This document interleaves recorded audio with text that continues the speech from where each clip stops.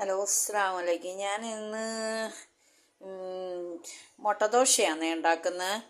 അതിന് ഒരു മുട്ട, ഒരു തക്കാളി, ഒരു പച്ചമുളക്, ഒരു സവാള കുഞ്ഞായിട്ട് അരിഞ്ഞിട്ട് പൊടിയായിട്ട് അരിഞ്ഞിട്ട്, പച്ചമുളകും അതേമാതിരി തന്നെ പൊടിയായിട്ട് അരിഞ്ഞ്, സവാളയും നമ്മുടെ മുട്ടയും കൂടെ അടിച്ചൊഴിച്ച്, തക്കാളിയും കുഞ്ഞായിട്ട് അരച്ചിട്ട്, പിന്നെ ദോശമാവ്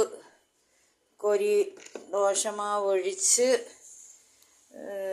ദോശ ചുട്ടിട്ട്, ദോശ ചുടുന്ന കൂട്ടത്തിൽ തന്നെ ഇതെല്ലാം കൂടെ ഇട്ട് ഒരു 1/4 ടീസ്പൂണ് മുളക് പൊടിയും ഉപ്പും എല്ലാം കൂടെ ചേർത്ത് ദോശ ഇട്ടിട്ട് അതിൻ്റെ മേളിൽ കോരി ഒഴിച്ച് അതുമാതിരി പരത്തിയിട്ട് മുട്ടയുടെ കൂടെ പരത്തി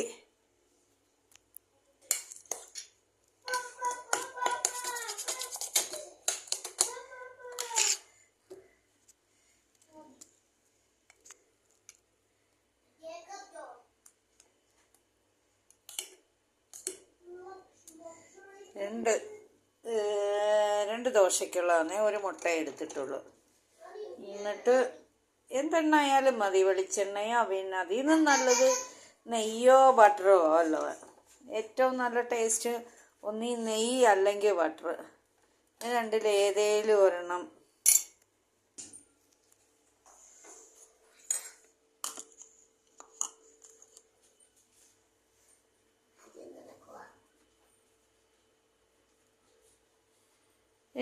ഒരു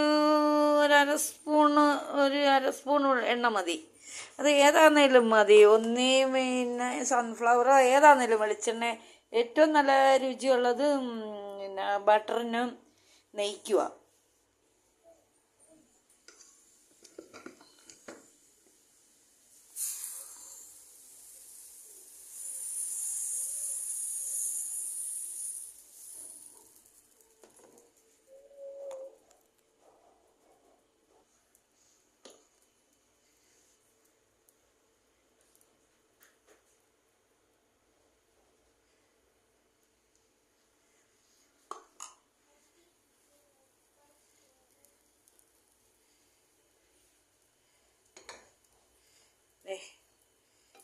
നല്ല കറിയൊന്നും വേണ്ട, പക്ഷെ കറിയുണ്ട് സൈഡായിട്ട്, സാമ്പാറുണ്ട്.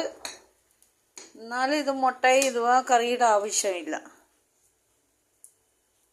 സൈഡായിട്ട് സാമ്പാറുണ്ട്. സാമ്പാറിൻ്റെ ഒന്നും ആവശ്യമില്ല, വേറെ ഒരു കറിയുടെയും ആവശ്യമില്ല.